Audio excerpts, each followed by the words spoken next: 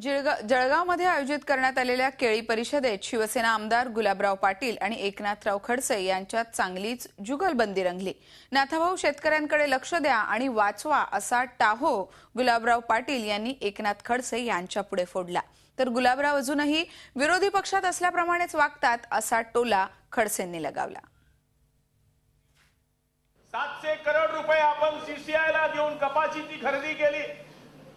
3200 रुपये भाव होता, 4000 करण्याकरता आपण 700 कोटी रुपये सीसीआयला 771 कोटी रुपये काल दिले। पण अजून 1000 कोटी का करेना तुम्ही? काहीतरी करा उलट पलट, पण आम्हाला वाचवा हो, आणि ते तुम्ही वाचवू शकतात। गुलाब भाऊंनी सांगितलं की काही करा, पण ते आम्हाला द्या। अजून गुलाब भाऊंचं विरोधी पक्षामध्ये असल्यासारखं वागणं सुटलेलं नाहीये। 3 महिन्यापूर्वी आपण हेच करत होतो, 3 महिन्यापूर्वी आम्ही हेच म्हणत होतो। झी 24 तास रहा एक पाऊल पुढे।